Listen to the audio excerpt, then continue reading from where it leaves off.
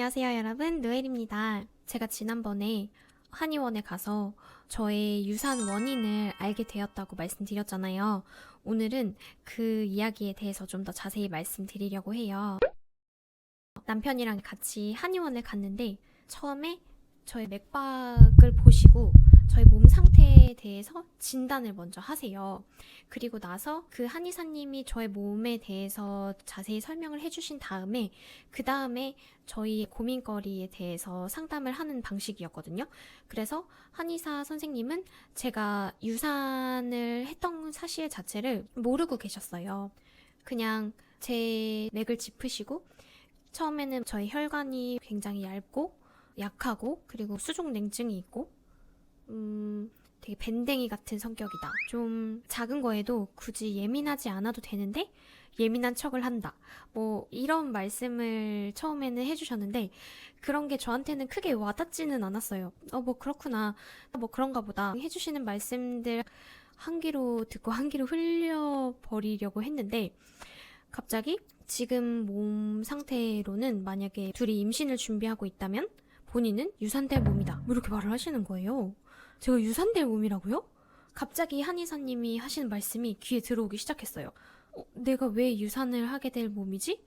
제가 유산 이야기를 꺼내지도 않았는데 제가 임신을 하면 유산을 할 거라고 제가 유산할 몸이라고 하시는데 얼마나 놀라겠어요.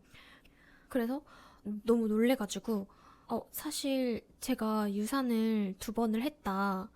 이렇게 말씀을 드렸어요. 그랬더니 지금 몸 상태에서 제가 임신을 또 하게 되면 또 유산을 할 거라고 하시는 거예요. 그래서 이유를 여쭤봤죠. 제가 왜 유산할 몸인가요? 했더니 저의 혈류가 자궁으로 잘 가지 않는다고 해요.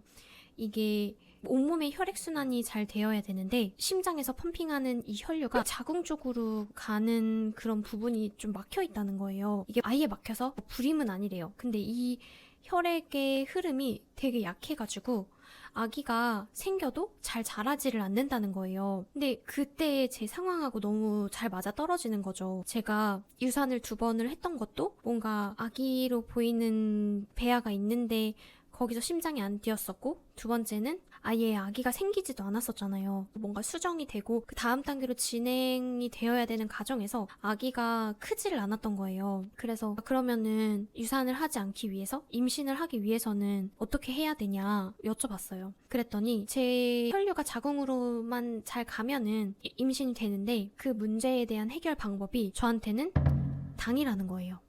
당이요? 그래서 설탕이래요. 저한테 있어서 설탕은 독이라고 하셨어요. 그래서 그러면은 제가 설탕만 끊으면 되냐 했더니 그렇대요. 저의 경우에는 당을 먹는 경우 이게 혈류가 계속 머리로만 간대요. 그래서 혈액순환이 아래로 잘 안 되니까 자궁 쪽으로 가는 혈류가 굉장히 약해서 임신이 잘 되지 않는 거다. 아니면 임신이 돼도 유산이 되는 거다라고 하시더라고요. 그래서 저에게 있어서 설탕은 독이래요.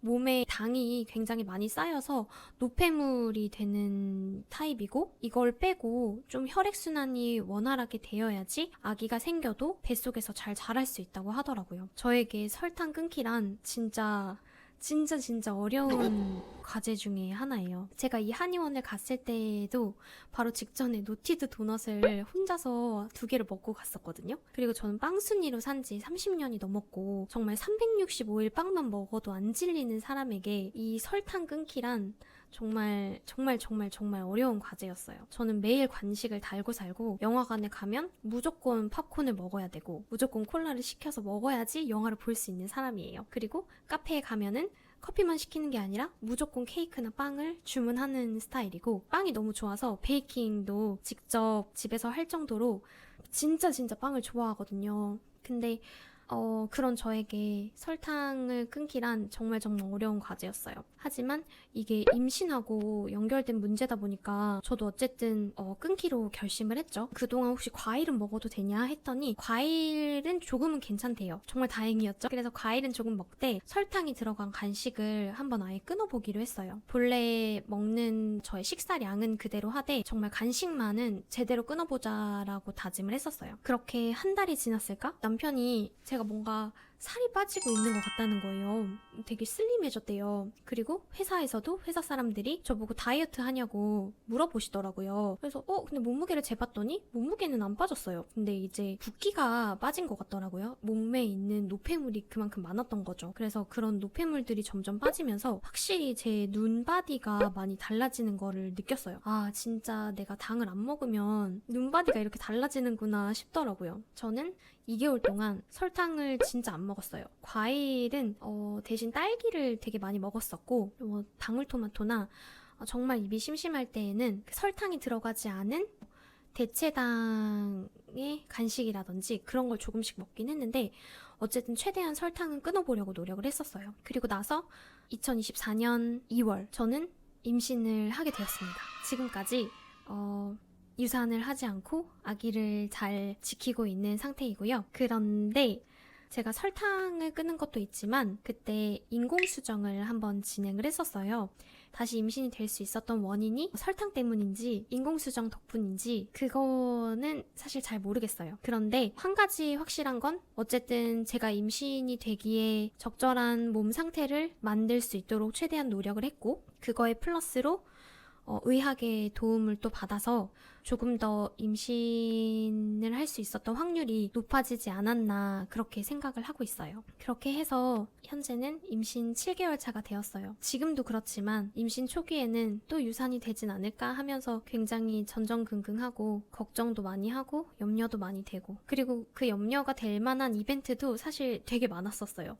저의 임신 여정이 아직 끝난 건 아니죠. 출산까지 남아있으니까. 어쨌든 이 2번 유산이란 걸 통해서 지금 제가 품은 이 아기가 얼마나 소중한지를 남들보다 더 많이 느낄 수 있었던 경험이었고, 이렇게 유산에 대한 경험과 다시 임신을 하기 위한 과정, 이런 것들을 공유하면서 정말 힘들었지. 그런데 또 이렇게 시간이 지나니까 확실히 괜찮아지는구나 하면서 임신 여정의 기간들을 전체적으로 돌아볼 수 있는 시간이어서 좋은 것 같아요. 저는 이제 이거를 유산을 하지 않고 잘 유지할 수 있었던 과정, 그리고 임신 초기, 중기, 그리고 지금까지에 있었던 일들을 또 앞으로 더 자세히 말씀을 드릴게요. 오늘도 영상 시청해주셔서 정말 감사드리고, 모든 아기를 기다리는 예비 엄마분들께 꼭 아기가 찾아와 주기를 기도드릴게요. 영상 봐주셔서 정말 감사합니다.